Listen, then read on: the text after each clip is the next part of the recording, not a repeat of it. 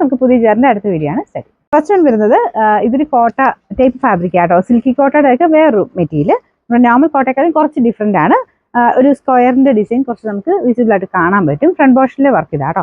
ഇതിന്റെ തന്നെ ഈ ഒരു ഓൾമോസ്റ്റ് സെയിം കളർ ചാർട്ട് തന്നെ ഡിസൈൻ വ്യത്യാസം ഞാൻ നേരത്തെ കൊണ്ടുവന്നിട്ടുണ്ടായിരുന്നു. എല്ലാവർക്കും ഇഷ്ടപ്പെട്ടൊരു മോഡലാട്ടോ. നല്ല കളേഴ്സ് ആണ്. പിന്നെ മെറ്റീരിയൽ കുറച്ച് ഡിഫറെന്റ് ആണ്. നമുക്ക് വെറൈറ്റി ഒരു ഫീൽ കിട്ടുകയും ചെയ്യും. അതിന്റെ ദുപ്പട്ടയാണെങ്കിലും സെയിം ഫാബ്രിക് ആട്ടോ. നമുക്ക് ആ ഒരു സിൽക്കി കോട്ട വരുന്നതിനേക്കാളും കുറച്ചുകൂടെ നമുക്ക് ആ ഒരു മയം തോന്നിക്കും. ഭയങ്കരമായിട്ട് അങ്ങനെ പറന്ന് നിൽക്കുന്ന രീതിയിൽ ചെറുതായിട്ട് നമുക്കൊരു മയമുള്ള സൈസ് മെറ്റീരിയലാണ്. അപ്പോൾ ഇതിൻ്റെ ഒരു ലൈറ്റ് ബ്ലൂവിൽ പീച്ചിൻ്റെയും ഡാർക്ക് ബ്ലൂവിൻ്റെയും കോമ്പിനേഷനിലാണ് വർക്ക് കൊടുത്തേക്കുന്നത്. യോക്ക് പോർഷൻ്റെ ഡിസൈൻ ആട്ടോ ഇത്. അത്യാവശ്യം ലെങ്ത്തും ഉണ്ട്.